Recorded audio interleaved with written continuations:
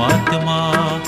जीवन जल का स्रोत मुझ में बहा दो, प्रज्वलित कर मेरे हृदय में तेरे प्रेम की अग्नि ज्वाला। क्रिस्त राजा का त्योहार मनाते हुए आज हमारे बीच में पधारे हैं महामहिम arch bishop Joseph Augustine Raipur धर्म प्रांत के हमारे बड़ा अगुआ गुरु धर्म गुरु हमारे बीच में पधारे हैं। इसलिए हम बहुत खुशी से इसको स्वागत और अभिनंदन करते हैं, जोर से ताली बजाते हुए।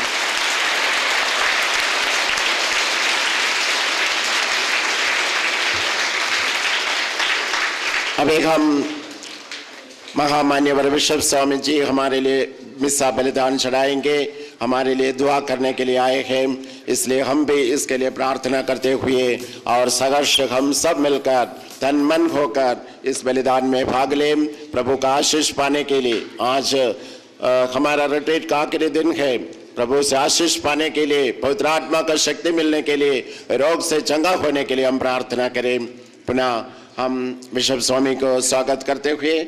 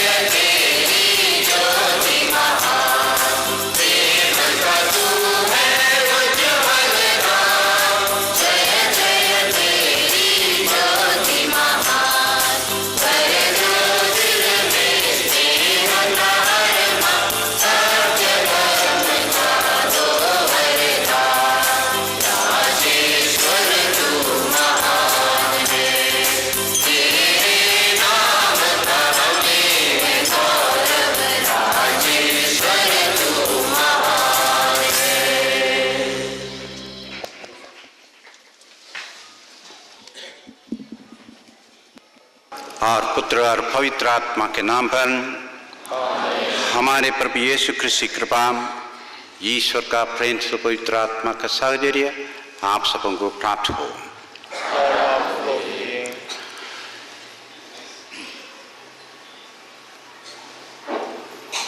पूजनीय पल्ली पुरोहित फादर लेनिस, उपस्थित अन्य मेरे अति प्रिय पुरोहित भाइयों, धर्म बहनों और ये प्रांत के खोरबा प्रदेश के पूरा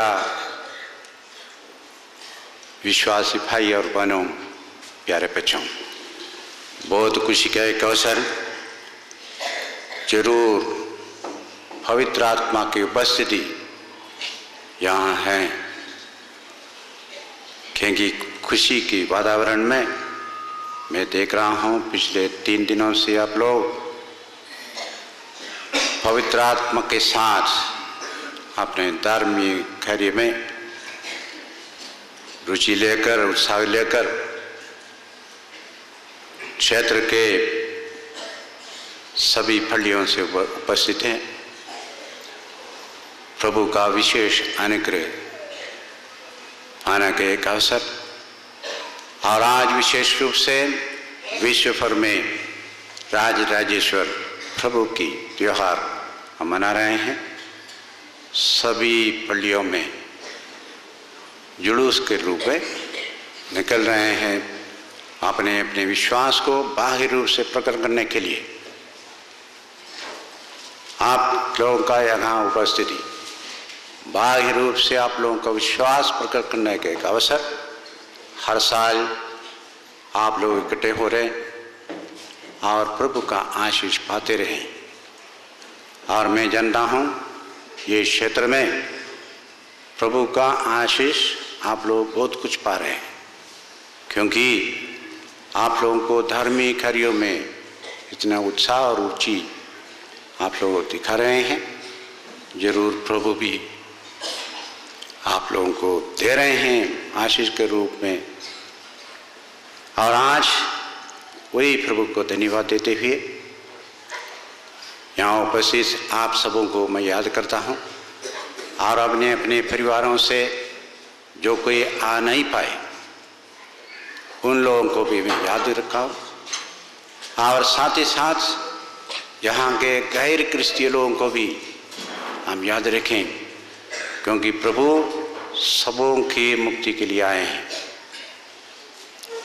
सबों को मुक्ति चाहते हैं, और सबों के लिए मैं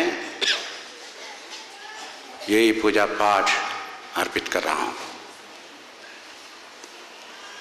ताकि प्रभु की योजना में जो भी है ये प्रांत के लिए पूरा होने दो। हर साल यही करिश्माई अधिवेशन यहाँ पे होते आ रहे हैं, और मैं देख रहा हूँ इस साल थोड़ा ज़्यादा है। बहुत खुशी की बात, प्रभु के आशीष पाइए, और आपने अपने अंतःकरण जांच करके देखें। आज जो कुछ प्रभु ने अपने अपने हाथों में सौंपा है, विशेष व्यक्ति, विशेष प्रत्येक व्यक्ति के लिए प्रत्येक कार्य, ये मिशन कार्य बोलते हैं। और कितने पूरा किए, कितने विश्वस्तता, हो सकते लापरवाही से जो कुछ और हो रहा था और हो सकते था हो नहीं पाए, गलतियों के लिए प्रभु से क्षमा मांगे, और जो कुछ पाया है इसके लिए धन्यवाद दें। और वही मतलब से हम ये पूजा बलिदान योग्य रीति से अर्पित करें।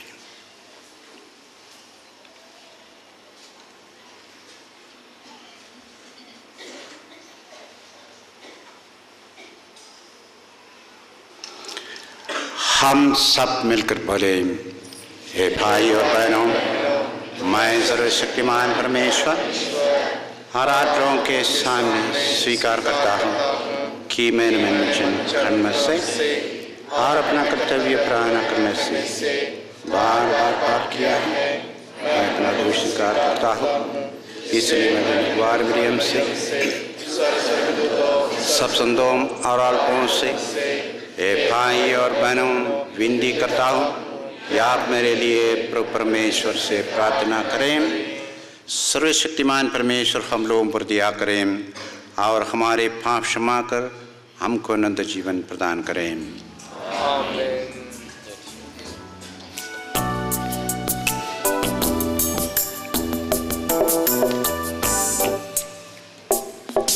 सबसे छोटे थे, फिर भी उन्हें राजा का अभिषेक दिया गया। वह ईश्वर की सहायता से इस्राएल के महान राजा बने और उनके वंश में यीशु मसीह का जन्म हुआ। सामुएल का पहला ग्रंथ। उन्होंने दाऊद को सामुएल के इस्राएल के राजा का अभिषेक दिया।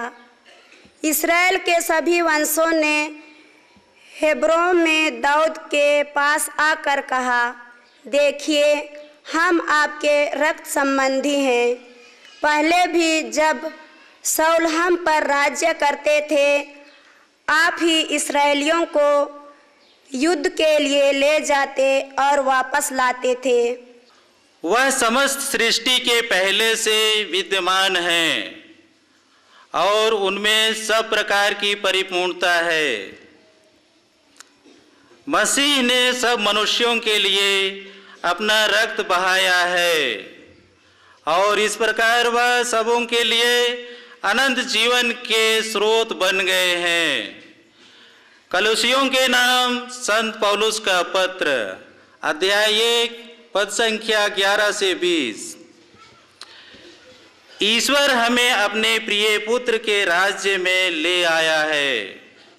जनता वहां रुककर यह सब देख रही थी। नेता यह कहते हुए उनका उपहास करते थे, इसने दूसरों को बचाया। यदि यह ईश्वर का मसीह और कृपा पात्र है तो अपने को बचाए। सैनिक भी उनका उपहास करते थे। वे पास आकर उन्हें खट्टी अंगूरी देते हुए कहते थे, यदि तू यहूदियों का राजा हो तो अपने को बचा। यीशु के ऊपर लिखा हुआ था, यहूदियों का राजा है। क्रूस पर चढ़ाए हुए कुकर्मियों में से एक इस प्रकार यीशु की निंदा करता था, तू मसीह है ना, तो अपने को और हमें भी बचा। पर दूसरे ने उसे डांट कर कहा, क्या तुझे ईश्वर का भी डर नहीं? तू भी तो वही दंड भोग रहा है। हमारा दंड न्याय संगत ही है, क्योंकि हम अपने करने का फल भोग रहे हैं, पर इन्होंने कोई अपराध नहीं किया है। तब उसने कहा, यीशु, जब आप अपने राज्य में आएंगे तो मुझे याद कीजिए। उन्होंने उनसे कहा, मैं तुमसे कह देता हूं, तुम आज ही परलोक में मेरे साथ होगे।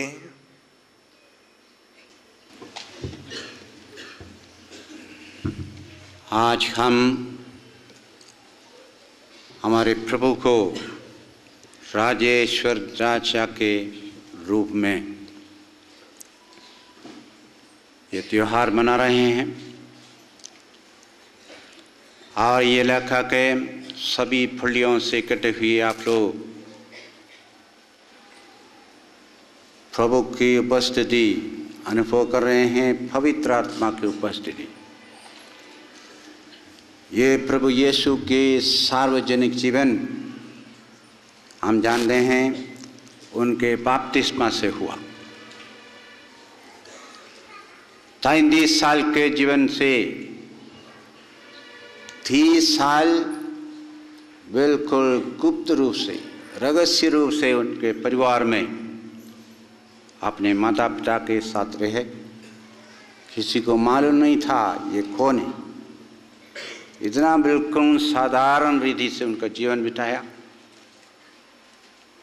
ये हम सबों के लिए एक उदाहरण, नमूना, आदर्श, बड़ों के लिए, छोटों के लिए, बच्चों के लिए, युवा युवतियों के लिए। ये खैरिस्माई अधिवेशन का समापन हो रहा है, हर साल होता है। खैरिस्माई अधिवेशन में पवित्र आत्मा की उपस्थिति हम अनुभव करते हैं।